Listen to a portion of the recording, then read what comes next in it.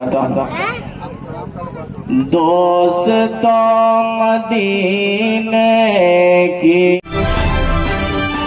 नमस्कार, news box Bharat में आपका स्वागत है। और इस वक्त हम खड़े हैं रांची राजधानी के नया सराय क्षेत्र में और आप मेरे पीछे देख रहे हैं ये जन सैलाब है। और ये जन सैलाब जैसा कि लोगों ने सोचा था कि अब मुसलमानों को सड़कों पे उतारना है, तो मुसलमान भी सड़क पर उतर चुके हैं। और राजधानी रांची जो शहरी क्षेत्र है, शहरी क्षेत्र से ये चिंगारी जो है ये बारूद बनकर दिखाई पड़ रही है, क्योंकि इनकी जिंदगी की, इनकी मस्जिद की बात है, इनके मदरसे की बात है, इनके जो वक्त की जमीन है उसको लूटने का जो षड्यंत्र सरकार पर रचने का आरोप लगाया जा रहा है, उसी के लिए ये जो आप जन सैलाब देख रहे हैं, ये जन सैलाब उसी का है। और मैं फिर से कहता हूँ कि ये जो चिंगारी थी, अब ये चिंगारी जो है वो अब शोले के रूप में बढ़ती जा रही है और ये लगातार प्रदर्शन हो रहा है। और रांची के ग्रामीण क्षेत्रों में ये खास करके देखा जा रहा है, क्योंकि यहाँ के लोग जागरूक हैं और जागरूकता दिखाते हुए लगातार एहतजाज कर रहे हैं। क्योंकि गांधी जी ने भी कहा था कि सत्याग्रह से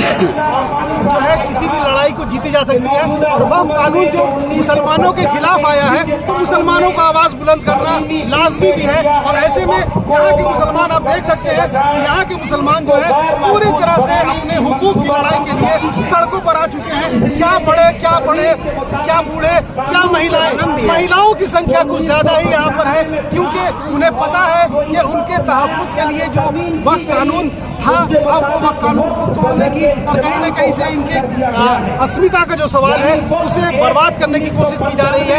ऐसे में वो सड़कों पर नजर आ रहे हैं। क्या कुछ होने वाला है यहाँ पर, हम आपको पल पल की खबरें देते हैं।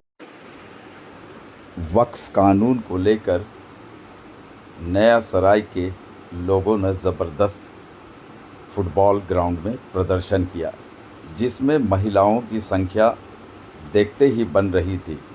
क्या छोटे, क्या बड़े, क्या बुजुर्ग, सभी अपने हाथों में तिरंगा और कटआउट लिए वक्फ बिल का विरोध कर रहे थे। उलमाओं ने बताया कि कैसे वक्फ कानून बनाकर मुसलमानों के ज़मीनों, मदरसा, कब्रिस्तानों और कई चीज़ों पर मोदी सरकार हमला करना चाह रही है, लेकिन इसे कभी भी मुसलमान बर्दाश्त नहीं करेंगे। चेतावनी दी गई खुले मन से कि अगर यह कानून वापस नहीं होता है तो मुसलमान प्रदर्शन तब तक करते रहेंगे जब तक यह कानून वापस नहीं होता है। इस भीड़ को देखते ही बन रही थी कि क्या सभी में जज्बा है। इस प्रोग्राम का आगाज कर दिया जाए। मैं इस प्रोग्राम की शुरुआत कुरान पाक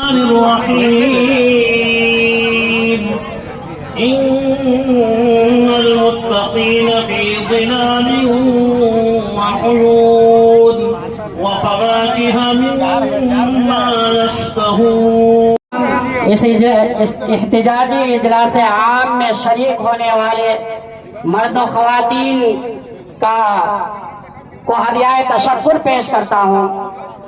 और इस इजलास को कामयाब बनाने के लिए जिन लोगों ने भी अपनी मेहनतों और काविशों को पेश किया है, मैं उन तमाम का शुक्रगुजार हूँ। आइए बिला और अपने दूसरे मजहब के मानने वाले भाई जो हमारे मुल्क में हमारे साथ रहते हैं, जमहूरियत को पसंद करते हैं, सेकुलरिज्म को पसंद करते हैं, गुलदस्ता के माने रहते हुए आ रहे हैं, आप उन लोगों को भी समझा सकें।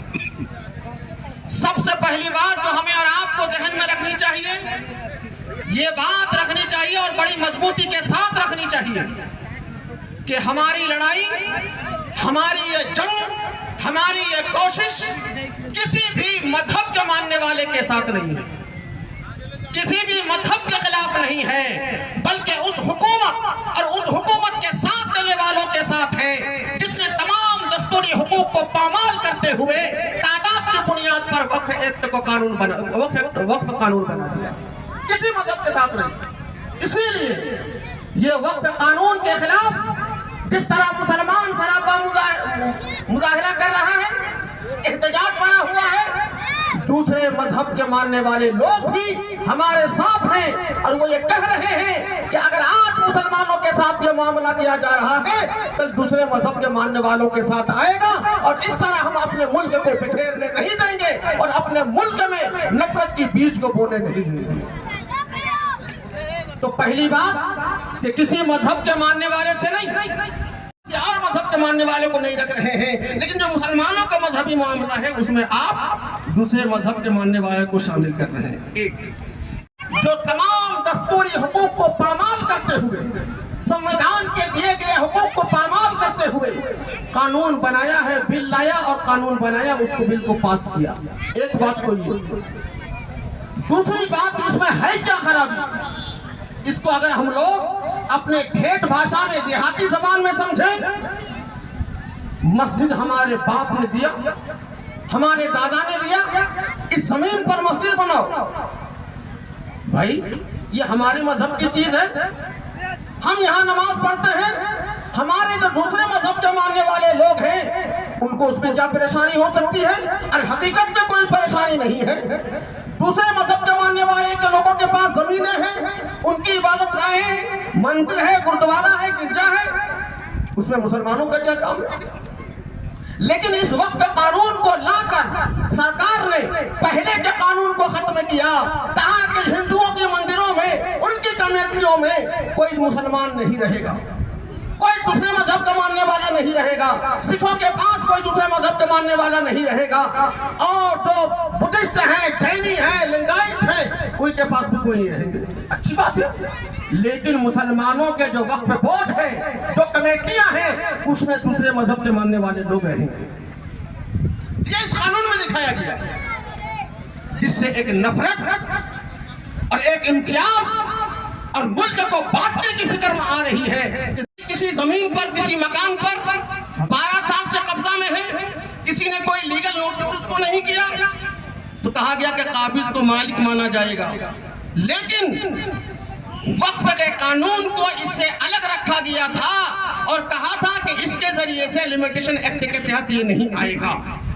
लेकिन अब क्या किया, ये जो कानून बनाया गया है, लिमिटेशन एक्ट का जो इसमें अलग रखा गया था वक्फ के कानून को, अब उसमें शामिल कर दिया गया है। यानी अगर वक्फ के जमीन पर कोई अगर 12 साल से कब्जा किया हुआ है, उसको लीगली कुछ नहीं हुई है, तो अब उसको मालिक तस्लीम कर लिया जाएगा। बहुत सारे जमीनों जायदादों में हमारे मोदी जी की जो है दोस्त अहबाब काबिल है, गोया उनके रास्ता को हमवार करने के लिए कोशिश की गई है। और ये तय कर लेना चाहिए कि इंशाअल्लाह इस तरह की किसी नापाक कोशिशों को हम कामयाब नहीं होने चाहिए। की सरकार और जो सरकारें, जो रियासत की सरकारें उनका साथ दे रही है, उनके दिमाग पर अफसोस होता है। जरा अंदाजा तो कीजिए, इस तरह का फिरका, इस तरह की नफरत के लिमिटेशन एक्ट से आपने वक्फ को बाहर कर दिया, मुसलमानों की जायदाद को बाहर कर दिया। लेकिन अगर दूसरे मजहब के लोगों का मामला है, चाहे हमारे हिंदू भाइयों का हो, सिखों का हो, क्रिश्चियनों का हो, चाहे लिंगायत का हो, बुद्धिस्टों का हो, जैनी का हो, तो कहा गया कि वो लिमिटेशन एक्ट में शामिल होंगे। यानी अगर उस पर कोई कब्जा करके रखा है, गुरुद्वारा में, मंदिर में, जैनियों के यहाँ या लिंगायत के यहाँ, तो उस पर वक्फ एक्ट का, उस पर जो है यह कानून लागू नहीं होगा। यानी उसको काबिज नहीं माना जाएगा, सिर्फ मुसलमानों के वक्फ की जायदाद को उस पर छांट के अलग कर दिया जाएगा। यह ना इंसाफी है। तीसरी बात जो इस वक्फ के कानून में खिलाफ वर्जी है, कब्रिस्तान में अपनी मैयतों को दफन करते हुए आ रहे, जनाजा की नमाज वहां पढ़ते हैं, हजारों साल से कहीं ईदगाह है, ईदगाह की ईद की नमाज पढ़ रहे हैं, ईद बकरीद की नमाज हो रही है।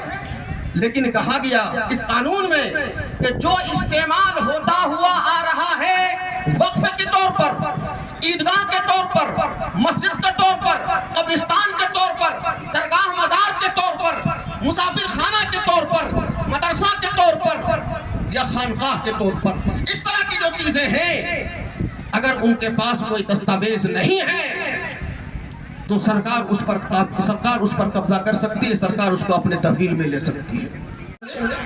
क्या उस वक्त रजिस्ट्री होती थी? इसी को सुप्रीम कोर्ट ने सवाल किया है।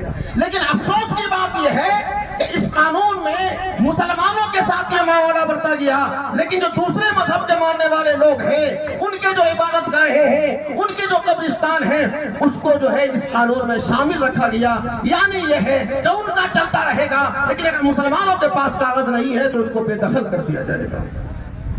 ये इस कानून के अंदर में, इसलिए मैंने अर्ज किया